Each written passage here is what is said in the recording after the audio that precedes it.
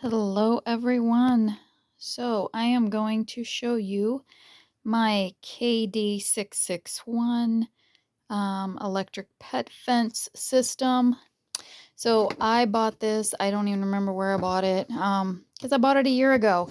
And we tried it out for about a month.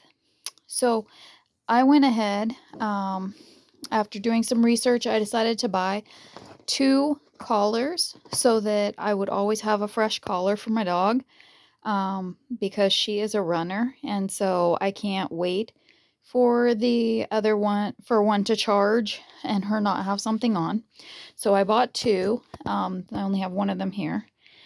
So we used this for about a month, and I'm just going to tell you what my experience was. When I'm done with this video, I'm throwing this box in the garbage. I have literally been saving it on a shelf in my garage for a year because I did not want to throw this away without making this video to tell you not to waste $100 on this garbage.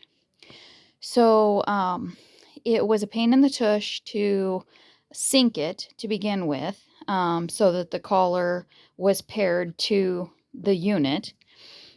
So this unit, it has to be centrally located on your property. So that was a little bit of a challenge at first, but we found a place on our porch that worked for us. And so then I would just have the charger there and plug the one in, put the other one on the dog, and then switch them whenever it ran out. It was a little difficult to figure out when it was not working anymore, which because you would have to keep going to the dog or have the dog come to you and see if the light was on, which it only comes on when they're going out of their zone.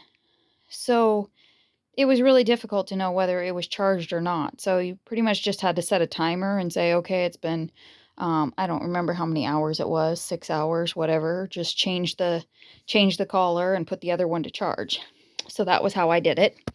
But when we first got it, I was testing it, and so I just had it in my hand. So you put these little probes on it. It comes with 2 different sets. So it has these shorter probes. We have a husky, and so she has really long fur. So we went with the long probes.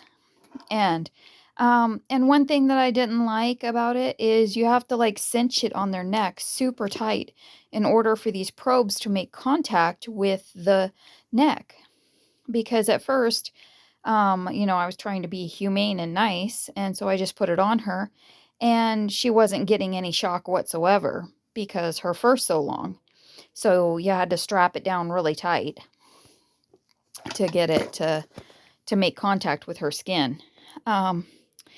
So that was one challenge also. So anyway, so I've just got this in my hand, holding the probes with my fingers so that I could test it.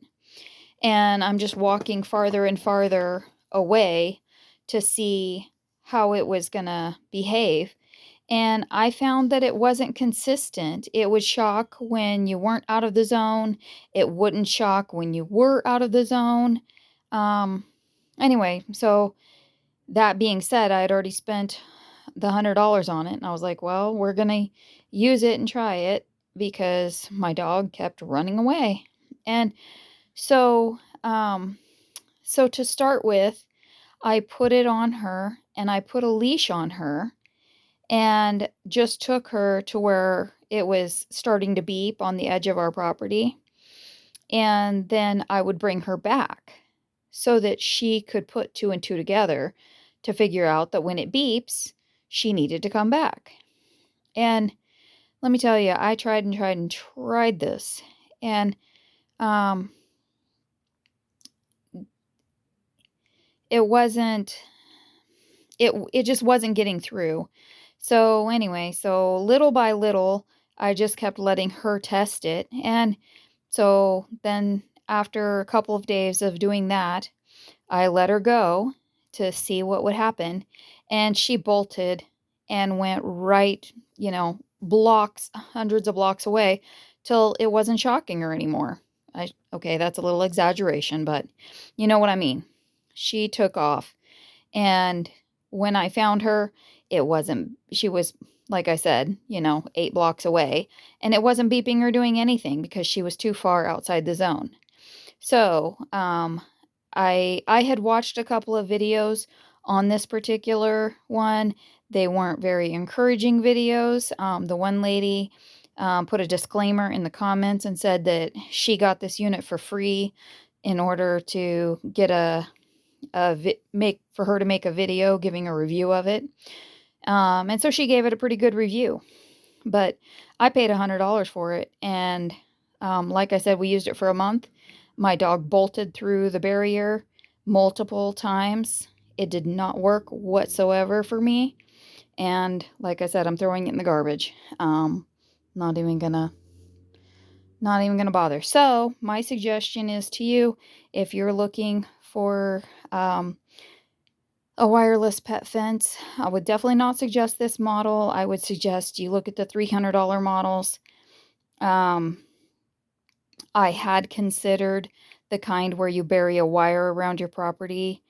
I don't know if that would work any better than this did, but to me, this was a huge waste of money and time.